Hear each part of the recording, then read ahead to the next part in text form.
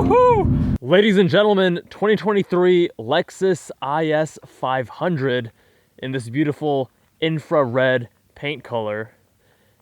Some of you who've been watching my channel for a while know I was actually considering buying one of these versus a BMW M340i, and naturally I chose a Mazda CX-50. And today we're going to be reviewing it on these canyon roads and tell you how it drives.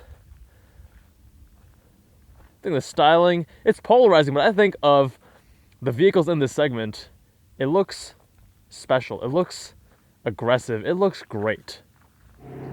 Loving these black wheels wrapped in Bridgestone rubber. We got 235 in the front, 265 in the rear. Seems kind of undertired. 235 is very narrow for a car that's weighing 3,900 pounds. Got the quad exhaust tips. And there you go. Coming inside, I love the little touches of Lexus vehicles, like this being motorized. Got that nice startup splash. The thing that's still hilarious to me is in 2023 we have a CD player, of course, but really nice interior, amazing build quality, very solid. That's Fenton's son from the Zygreen YouTube channel in the 458. And we'll be reviewing that shortly as well. So if you want to see our review, make sure you're subscribed. Also check out Fenton's channel, link in the description. My favorite party trick of this whole vehicle is this right here. How cool is that? Lexus LFA inspired. And allows you to see, more details on the left-hand side, but the whole actual tack moves from the center, which is super cool. We have a few drive modes here. We're gonna start off in normal. We also do custom, but we've set custom to essentially be the same as normal. Automatic transmission only, 8-speed slush box, which tends to have a lot of issues when it's cold, but once you warm it up, it's not as bad as people make it out to be. On a manual mode. And first impressions is that this is a very soft car. That's the first word that comes to mind.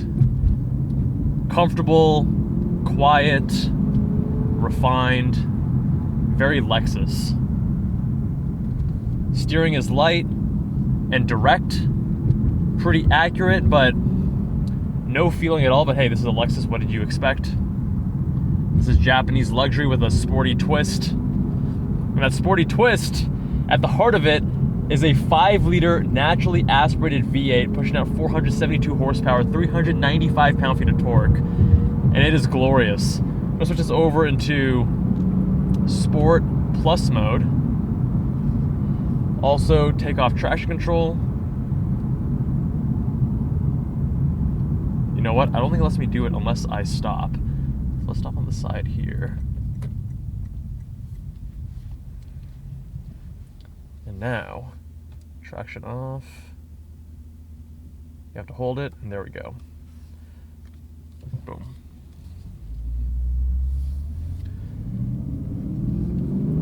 The car does have adaptive dampers, and you can feel a subtle change to the chassis stiffness when you engage that Sport Plus versus the normal. But it's not as exaggerated as in some other vehicles. 7,200 RPM red line.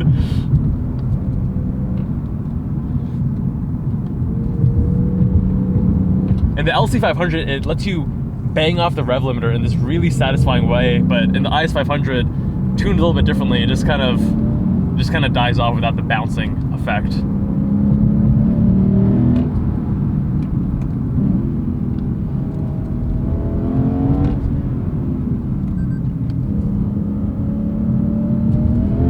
Woohoo! Getting some rotation on throttle in second gear.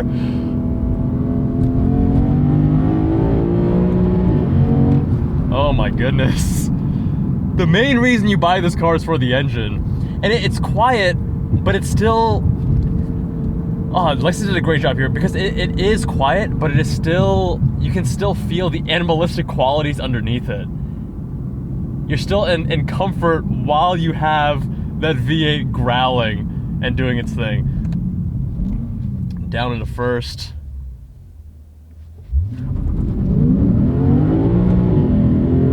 Getting some wheel hopping first.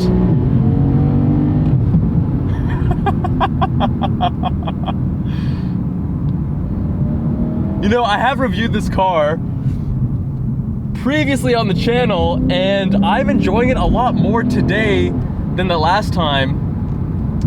Maybe it's the road, maybe it's actually recalibration of expectations, because back then I was considering this versus the M340i very seriously.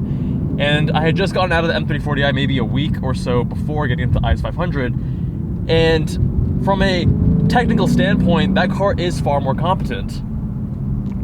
BMW, you know, very polarizing brand these days because of subscription fees and ugly faces, poor design, yada yada yada, super numb steering.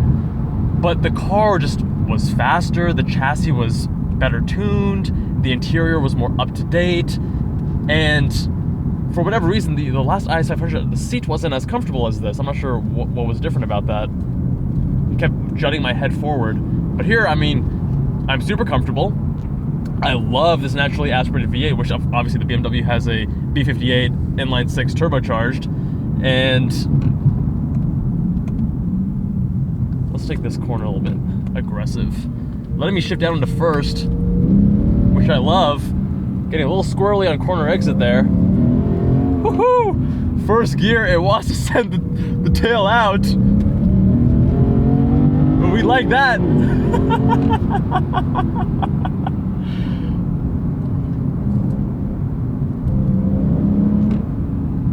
The interior space in this car is also reduced versus the M340i. It's smaller on the inside, even though the weight is the same. The exterior dimensions are pretty similar too.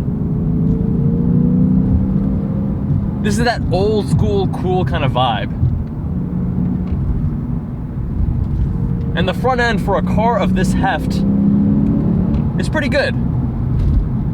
They did put double wishbone, front suspension geometry, multi-link rear, so they didn't skimp out there. But you have to be okay with everything else being old.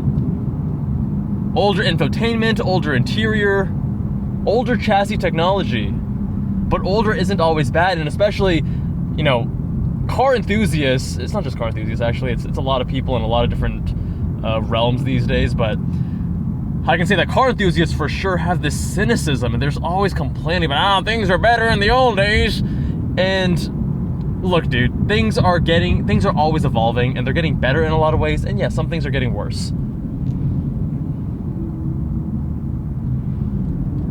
Looks like we're not the only ones enjoying these twisties this morning. And the IS500, if you love the old school, if you're the one who complains about how cars used to be better, then this is the car for you. You got that naturally aspirated V8, old school tech, far more emotional than a lot of other cars these days. So stop your cynicism, stop your whining, and put your money where your mouth is if this is the kind of old school that you've been dreaming of.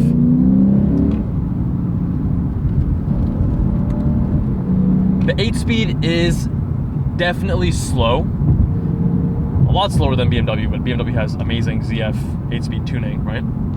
Their ZF Auto is far more advanced than this, but this isn't as bothersome as I recall when I drove it the first time. So look, if I'm gonna upshift, a little slow there, right? But when I'm pushing it a little bit harder,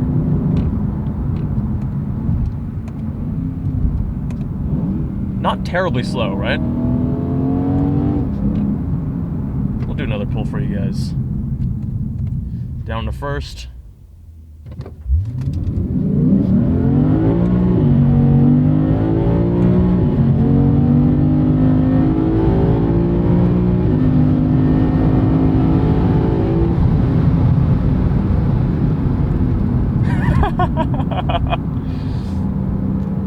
Going back to the term soft, everything here feels pretty soft. When you get on the brakes, it's not a super bitey, grabby kind of feel. It's a little bit soft, right?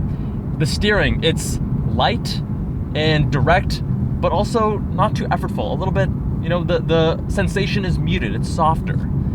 The transmission, kind of actually a medium quality to it. It's not super aggressive, hitting you, you know, in the back of your head every time you shift, but also not super polished, and they're not trying to dial out any sense of feel. So it's a very old school, cool kind of car. And I don't think that's a bad thing. I think for a lot of people, that's actually exactly what they want. I have a lot more appreciation for this car the second time I'm driving it. And a big part of that is expectations, right? I think if you're expecting this to be like an M340i, then you're gonna be disappointed. But if you understand what this is, it's an older school vehicle and it has certain advantages and disadvantages, right? That engine is probably the biggest advantage. The transmission isn't as bad as I recall. And I think part of that might be that you need to really make sure the engine and transmission are up to temp. But the little details, you know, the Lexus build quality is just so solid, it's so nice. Super soft touch leather right here, really nice for your knee. Don't bruise yourself too much. Little details on the door, actually easier to see here with the sunlight. Little details, really, really nice touches. And that old school cool, you know, what else can you say? At 62K, you got this, you got the M340i. The Mercedes offering, not even worth considering. The Giulia was also something that I looked at, but the interior quality was just, I couldn't deal with that. But my friends, let me know what you think of the Lexus IS500. Would you choose this, the M340i, something else? Or maybe like me, you just go with the Mazda CX-50. Leave a comment down below. Subscribe if you haven't already. Much love, my friends, and I'll see you all in the next one.